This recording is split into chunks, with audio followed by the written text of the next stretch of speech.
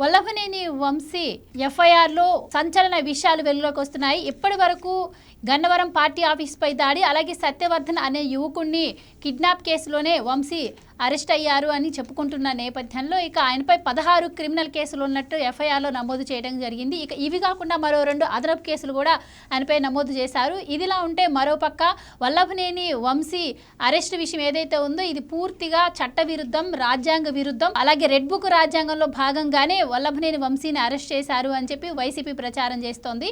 ఇక అరెస్ట్ దగ్గర నుంచి కూడా ఇటు వల్లభనేని వంశీ కావచ్చు, ఆయన భార్య కావచ్చు, ఒక పెద్ద డ్రామానే ప్లే చేస్తున్నట్టు కనిపిస్తోంది. ఇప్పటి వరకు కూడా ఆయన జ్యుడిషియల్ కస్టడీలో మాత్రమే ఉంటే పోలీసుల నుంచి థ్రెట్ ఉందని చెప్పి వాళ్ళు మాట్లాడడం ఎంతవరకు కరెక్ట్. అలాగే సత్యవర్ధన్ అనే యువకుడిని 20,000 కోసం మేమెందుకు బెదిరిస్తాము అని చెప్పి కూడా ఆవిడ మాట్లాడుతున్నటువంటి పరిస్థితి. ఇక జగన్మోహన్ రెడ్డి మాకు సపోర్ట్గా ఉన్నారు, ఆయన రేపో మాపు వల్లభనేని వంశీకి కలవడానికి వస్తారు అని చెప్పి కూడా ఆయన భార్య చెప్తోంది.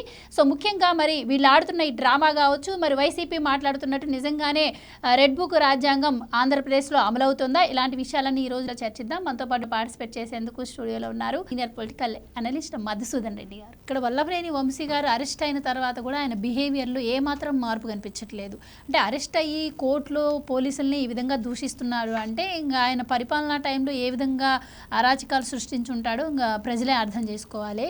సో మరి ఎలా చూడొచ్చు అంటారు సార్, ఇటు కోర్టులో కానీ శాపనార్థాలు పెట్టడం కావచ్చు, ఇద్దరు కలిసి సానుభూతి డ్రామా ప్రజలు నమ్మే అవకాశం ఉంటుందంటారా? మీరేం చెప్తారు? నమ్మినా నమ్మకపోయినా వాడు ఇంటి దొంగ అని చెప్పచ్చు. ఇంటి దొంగ అంటే ఏంటంటే నువ్వు ఏ చెట్టు నీడనైతే పెరిగావో, ఏ చెట్టు కింద అయితే పెరిగావో ఆ చెట్టుని వదిలేసి, ఆ ఇంటిని వదిలేసి దొంగోడితో నువ్వు ఎప్పుడైతే చేతులు కలిపావో నీకున్న పరువు అంతా కూడా కృష్ణానదిలో గెలిచిపోయింది. ఎందుకంటే నిన్ను హక్కును చేర్చుకొని నిన్ను ఎమ్మెల్యేని చేసి నీకు బీఫామ్ ఇచ్చిన పెద్ద ఆయన సతీమణిని దూషించడం అంటే అది క్షమించడాన్ని తప్పు చేశాడు. ఎందుకంటే మనసా వాచ కర్మణ అంటే మనం చేసే పనులన్నీ కూడా మనసు చేత, మనము మనసా వాచ అంటే మాటల చేత, కర్మ ఏదైతే ఆచరిస్తామో మన కర్మ ఫలితం నుంచి ఎవడు తప్పించుకోలేడు. వంశీ చేసింది ఘోరమైన పాపకృత్యం అది చేసింది.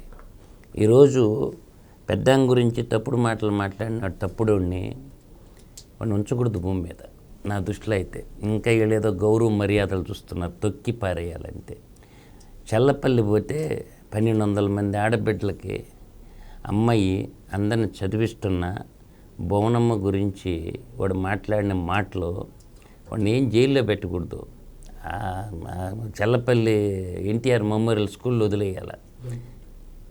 చల్లపల్లిలో ఉందండి విజయవాడలో స్కూలు. ఆడ వదిలేస్తే ఆ 1200 ఆడపిల్లోళ్ళు మహంకాళిలై గోళ్ళు ఉంటాయి, గోళ్ళతో రెక్కి పీకేస్తారు. అందువల్ల ఏంటంటే ఎదవులకి పదవులు దక్కితే ఇలాగే ఉంటుంది అన్నమాట. ఇప్పుడు వాడేమో 6093 అయ్యిండు, ఈడేమో 7641 అయ్యిండు. 6093 వాడితో స్నేహం చేస్తే వీడికి మిగిలింది ఏంటంటే 7641 మిగిలింది.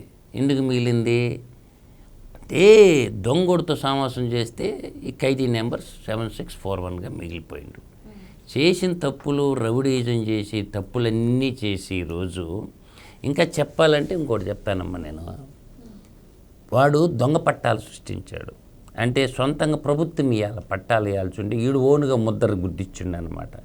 అది ప్రభుత్వాన్ని మోసం చేయటం అవుద్ది. రెండోది మనకి పోలవరం కాలువ ఉంది. పోలవరం కాలువ మట్టి అంతా ఏం చేశాడంటే అమ్మేసుకున్నాడు. Gravel case. మీరు అందరూ ఏమనుకుంటారు, ఇది ఒకటే అనుకుంటాడు. వాడు పాత కేసులన్నీ అంటే కర్మ ఫలితం ఎవడినే వదలదు అన్నది అది. వాడు చేసిన పాపిష్ట పనులన్నీ చాలా ఉండే వెనకపక్క అవన్నీ ఇప్పుడు బయటకు వస్తుంది. ఇప్పుడు అవి చెప్పరాదా? పోలవరం గ్రావెల్ వద్ది ప్రభుత్వ ఆస్తుల్ని కొల్లగొట్టడం, గ్రావెల్ మట్టి పోలవరం కాలువలో ఓడారు కదా కృష్ణానదిలో గలపడానికి, ఆ మట్టి అంతా అమ్మేసుకునిండు. ఆ కాలువ గట్టునున్న మట్టి దాన్ని అది ఒకటి తగులుకొని ఉంది. తర్వాత దొంగ ఇళ్ల పట్టాలు ఇచ్చిండు ఓట్ల కోసం, ఆ దొంగ ఇళ్ల పట్టాల కేసు ఒకటి తగులుకొని ఉంది. తర్వాత కుర్రోడిని కేసులో ఉన్న సాక్షిగా ఉన్న కుర్రోడిని ఢిల్లీకి పోయి బెయిల్ తెచ్చుకున్నారు. వాడిని బెదిరించడం, దొంగతనంగా అప్పుడు పెట్టి ఇప్పేయటం, ఇటువంటి పనులన్నీ చేయకూడదు. నువ్వు ధర్మాత్ముడైతే ధర్మంగా నువ్వు ఉండుంటే ఆ పనులు చేయవు. కాబట్టి నువ్వేంది అధర్మంగా వ్యవహరించిన పాట అతని హృదయానికి తెలుసు, అతను ఏం చేసింది మొత్తానికి వంశీకి తెలుసు. కాబట్టి ఇవన్నీ సాకులు. ఏంది నాకు జైల్లో మంచం లేదు, నాకు జైల్లో ఏసీ లేదు, ఓకే పిటిషన్ పెట్టుకో పిటిషను. ఏమొద్దేమో డబ్బు లేనోడు కాదు కదా, పెట్టుకో సార్ నేను మంచం తెచ్చుకుంటా, ఏసీ పెట్టుకుంటా, నా సొంత డబ్బులు పెట్టి. ఎవరికి పెట్టుకోవాలా? పోలీసు వాళ్ళకి కాదు అడగాల్సి. నువ్వు రిమాండ్ ఖైదీ అంటే ఏంటంటే కోర్టు పర్యవేక్షణలో కోర్టు జడ్జికి పెట్టుకో లెటర్. మీ లాయర్ ఉన్నాడు కదా, పొన్నవోళ్ళు సుధాకర్ రెడ్డి ఉన్నాడు కదా, చెట్టు కింద ప్లేడర్, కోవూరు చెట్టు కింద ప్లేడర్. జగన్మోహన్ రెడ్డికి బెయిల్ తెచ్చిచ్చినోడు నీకు తెచ్చిడంటవా? జగన్మోహన్ రెడ్డికి తెచ్చిచ్చిండు కోవూరు చెట్టు కింద ప్లేడరు. ఆ కోవూరు చెట్టు కింద ప్లేడర్ నీకు తెచ్చిడంటవా బెయిలా? తెస్తాడు, ఏం కంగారు ఏం లేదు, బెయిల్ వస్తుంది. అందువల్ల బెయిల్ ఏం రాకుండా పోదు, అందరికి వస్తుంది బెయిల్. కాకపోతే కొంతమంది ఎదవలకి మనస వాచ కర్మణ అనే 3 పదాలు నేను చెప్పాను కదా.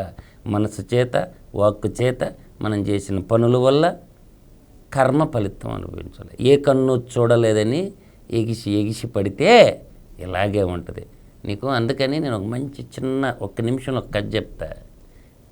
మర్రివాగు పేరేంది? మర్రివాగు. మర్రి చెట్టు ఉంటుంది గ్రామాల్లో, ఒక వాగు పక్కనే. వాగు ఎన్ని నీళ్ళు ఇచ్చుంటుంది గ్రామానికి? నేను నీళ్ళు ఇచ్చినానని చెప్పుకుంటుందే. మర్రి చెట్టు ఎంత నీళ్ళు ఇచ్చుంటుంది, ఎన్ని పక్షులకు ఆవాసం ఇచ్చుంటుంది. కాబట్టి అది చెప్పుకుంటుందా? చెప్పుకోదుగా. అంటే మనం చేసే పనులను బట్టి నువ్వు మంచోడువా చెడ్డోడువా అని కాలం నిర్ణయిస్తుంది, కర్మ నిర్ణయిస్తుంది. ఇప్పుడు మనం తాగే నీళ్ళు, నేను నీకు ఇన్ని నీళ్ళు ఇచ్చినానని ఏ రోజన్నా తన పేరు గొప్పతానానికి పోతుందా?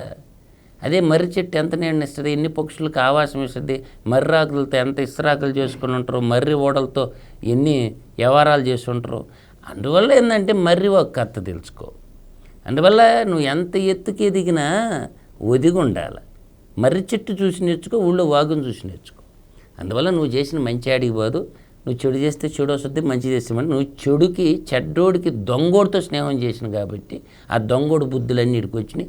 రాయలసీమ గజ దొంగతో చేతులు కలిపిండు కాబట్టి వీడు ఒక రకంగా చెప్పాలంటే అదేందని అంటారు చూసావా, వీడు రెవెన్యూ డబ్బులు కొట్టేసిన దొంగ. వీడు రెవెన్యూ డబ్బులు కొట్టేసి కృష్ణా జిల్లాలో బతుకుతున్న గజ దొంగ. వీడేమన్నా జమీందారుల ఫ్యామిలీలో పుట్టిండేందమ్మా అన్ని డబ్బులు రావటానికి? బడి పొంతులు వాళ్ళ అమ్మా అనబ్బా, యాడికెళ్ళి వచ్చినాయి అన్ని పైసలు నీకు? నువ్వేమన్నా పెద్ద ఏమన్నా పారిశ్రామికవేత్తవే, రియల్ ఎస్టేట్ దగ్గర చేయనివే? పరిటాల రవి డబ్బులు కొట్టేసిన దొంగోడు పరిటాల వాళ్ళ కుటుంబాన్ని అడ్డం పెట్టుకుని వాళ్ళ డబ్బులు వీడు కొట్టేసిండు. అందువల్ల ఏంటంటే వాడికి పోగాలం దాపరిచ్చుంది, పోతాడు కూడా. రైట్ సార్, ఇక్కడ వంశీ గారి అరెస్ట్ ఏదైతే ఉందో ఇది మొత్తం కూడా ఫాల్స్ కేసెస్. సో సత్యవర్ధన్ అనే యువకుడిని మేము బెదిరించలేదు, కేవలం 20,000 కోసం మేము ఆయన్ని ఇచ్చేసామని చెప్పి ఆరోపిస్తున్నారు. 20,000 కోసం మేము ఎందుకు చేస్తాం, ఇప్పటికీ ఎన్నిసార్లు ఎమ్మెల్యేగా చేశారు, కోట్లు ఖర్చు పెట్టాము. సో ఇవి మొత్తం ఫాల్స్ ఎలిగేషన్స్. కూటమి ప్రభుత్వం కావాలనే ఆయన్ని జైల్లో పెట్టడం కోసం ఈ రకంగా నాటకాలు ప్లే చేస్తుంది అని చెప్పి కూడా ఆయన భార్య అనటం జరుగుతుంది.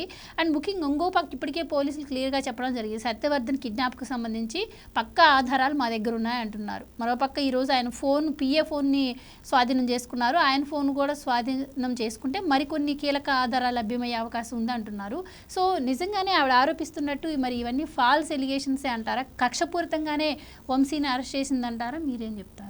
అంటే ఒకటి, ఆ మేడం గారు ఎవరో కానీ గ్రామీణ ప్రాంతాల్లోకి వెళ్ళి ప్రతి పోలీస్ స్టేషన్ అడగమని చెప్పద్ది ఎంతమంది మహిళా తల్లులు కన్నీరు గార్చారు జగన్మోహన్ రెడ్డి పాలనలో. ప్రతి గ్రామానికి వెళ్ళమని చెప్పండి. ఎన్ని చదువుకున్న యువత మీద, ప్రశ్నించిన యువత మీద ఎన్ని కేసులు ఉన్నాయో ప్రతి కోర్టుకు పొమ్మన్నాడు, సబార్డినేట్ కోర్టుకి 600 కేసులు రోజు విచారిస్తుండు. అంటే ఒక దొంగోడు ముఖ్యమంత్రి అయితే, రాష్ట్రానికి ముఖ్యమంత్రికి ఎన్నుకున్న పాపకానికి ఎంతో భవిష్యత్తు ఉన్నటువంటి బిడ్డలందరూ కూడా కోర్టుల చుట్టూ తిరుగుతున్నారు. ఏ పాపం ఎరుగనటువంటి ప్రజాస్వామ్యం భారతదేశం యొక్క రాజ్యాంగం ఉందని చెప్పి ప్రశ్నించిన పాపానికి రౌడీ షీట్లు ఓపెన్ చేయించుకొని కొన్ని లక్షల కుటుంబాలు జీవితాలు చిదిమేసినటువంటి పేడ పురుగు ఈ కలికాల జగనాసురుడు. వాడు చేసిన అకృత్యాల ఫలితం, సపోర్ట్ చేసిన ఎదవలందరినీ ఏరిపారేయాలి ఈ కూటమి ప్రభుత్వం. ఇవాళ ఆ పిల్లలందరూ కూడా ఏమీ ఆశించకుండా మంచి జరగాల, సమాజం బాగుండాలంటే ఈ పేడ పురుగులు పులివెందల పాపులో ఎస్కోబార్ మిడతల దండుని ఏరిపారేయమని ఈ కూటమి కోట్లేశారు. అయితే నేనేం చెప్తున్నానంటే, మా బుద్ధుడు చెప్పాడు, ఈ నేల మీద బుద్ధుడు పుట్టాడు, గౌతమ బుద్ధుడు ఏం చెప్పాడు? అహింస పరమో ధర్మ అని చెప్పాడు మహాత్ముడు. అహింసను నమ్ముకోమని చెప్పాడు. కానీ హింసను నమ్ముకొని, దొంగతనాన్ని నమ్ముకొని ఒక రాష్ట్రానికి ముఖ్యమంత్రి అండి ఒక ఎదవ పనిచేస్తుంది అహింస. అహింస పరమో ధర్మ అని చెప్పిన మహాత్ముడు బుద్ధుడు. దాన్ని నమ్ముకుంటే ఏమైండు? ఒక దొంగోడు, ఒక ప్రజలందరూ ఉమ్మడి తెలుగు రాష్ట్రాల్లో సంపద దోచిన ఒక దొంగోడు రాష్ట్రానికి ముఖ్యమంత్రి అయ్యాడు. ఇప్పుడు వాడిని ఎన్నుకున్నది ఎవరు? ఈ రాష్ట్ర ప్రజలు కులతత్వంతో మతతత్వంతో ఎన్నుకున్నారు. ఇప్పుడు ఆ హింస నుంచి బయటపడటం కోసం మళ్ళీ ఆ దుర్మార్గుడు కానీ వచ్చిందంటే నాశనం అయిపోద్ది రాష్ట్రం. పారిశ్రామికీకరణ జరగదు, చదువుకున్న యువతకు ఉద్యోగాలు ఉండవు, నరకం చూడాల్సి వస్తుంది. కాబట్టి ప్రజలందరూ కూడా విజ్ఞతతో ఆలోచించి, దుష్టులు ఎంతమంది ఉర్రు? ఒక 20 మంది ఉంటారు. కనీసం వాళ్ళ బిడ్డలకి వినిపించండి. ఇప్పుడు గుడివాడ ఎమ్మెల్యే, గన్నవరం ఎమ్మెల్యే, తర్వాత కాకినాడ ఎమ్మెల్యే, సత్తునపల్లి ఎమ్మెల్యే, తర్వాత నెల్లూరు ఒక పుడింగి, తర్వాత ఒక చిత్తూరులో ఒక పెద్ద పుడింగి, వీళ్ళందరూ కలిసి ఎంతమంది ఉంటారు? ఒక 20 మంది ఉంటారు. ఈ 20 మంది కోసమా 6 కోట్ల ఆంధ్రుల కోసమా? ఈ 20 కుటుంబాల కోసమా 6 కోట్ల ఆంధ్రుల కోసమా? ఈ ప్రశ్న మనలో కానీ ఉదయిస్తే, ఈ 20 కుటుంబాలు కానీ ఆంధ్రప్రదేశ్ విడిచిపెట్టి వెళ్ళిపోతే రాష్ట్రం ప్రశాంతంగా ఉంటుంది. ఈ 20 కుటుంబాలు కానీ ఆంధ్రప్రదేశ్లో కానీ ఉంటే మాత్రం రాష్ట్రాన్ని ప్రశాంతంగా ఉండనీరు. 20 కుటుంబాలే కేవలం రాష్ట్రాన్ని అధోగతి పాలు చేసినాయి, లక్షల కోట్లు లూటీ చేసినాయి. దయచేసి వాళ్ళకి దేశ బహిష్కరణిస్తారో, రాష్ట్రాన్ని నుంచి ఎల్లగొడతారో, చట్టాల పరిధి దాటి బయటకు వచ్చి నిర్ణయంగా తీసుకోకపోతే ఈ కూటమి ప్రభుత్వం చాలా ఇబ్బందులు పడతారు, ప్రజలు ఇబ్బంది పడతారు. అందువల్ల ఇప్పుడు కూడా ఓపికతో ఉన్నారు కుర్రోళ్ళు, పెద్ద ఆయన మాటలని ఓపికతో ఉన్నారు. చేనుకి చీడబట్టితే ఏ విధంగా అయితే కింసంహారక మందులను వాడి మనం సంహరింపజేస్తామో, సమాజానికి బట్టిన చీడ పేడను కూడా ప్రభుత్వాలు ఏదో ఒక రూపాయన తొలగించుకోవాలా. నాకు చట్టం అంటే వ్యవస్థ నాశనం అయిపోద్ది. ఈ దుష్టులు దుర్మార్గులు భూమి మీద బతికే అర్హత లేనటువంటి ఎదవలని కాపలాగాయటం కూడా ప్రభుత్వాన్ని తప్పవద్దని నా యొక్క వ్యక్తిగత అభిప్రాయం చెప్తుంటా. ఎదవల్ని కానీ ప్రభుత్వం కానీ శిక్షించకపోతే నవతరం యువతరం చట్టాన్ని చేతిలోకి తీసుకున్న ఆశ్చర్యపడి అప్పుడు ఎవడో ఆపలేడు. ఈ కూటమి ప్రభుత్వాన్ని ఎన్నుకున్నది దుష్టుల సంహారణ జరిగితేరాల, రాముడికి దప్పలా శ్రీకృష్ణుడికి దప్పలా మీరంతని నేను అంటున్నా.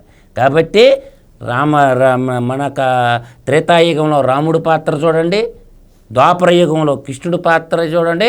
ఆయుధం పట్టకుండా అసురులను చంపిన ఒక దేవుడి పేరు నాకు చెప్పండి. విజయవాడ దుర్గమ్మ కూడా తప్పలా. అసుర సంహారం చేయాలంటే ఆయుధం పట్టాల్సిందే, అసుర సంహారం జరిగి తీరాల్సిందే. రాష్ట్రం పరిపూర్ణంగా అన్నపూర్ణలాగా విలసిల్లాలంటే, ఆంధ్రప్రదేశ్ అన్నపూర్ణమై విద్యాలక్ష్మి అయి ఎలుగొందాలంటే అసుర సంహారం జరిగి తీరాల. లేకపోతే రాష్ట్రాన్ని ఎవడు కాపాడలేడు. దేవుళ్ళకే తప్పల, మనం మాత్రం మనం ఎంత అని చెప్తాండ పెద్ద ఆయనకి. Right, thank you so much అండి. నమస్కారం.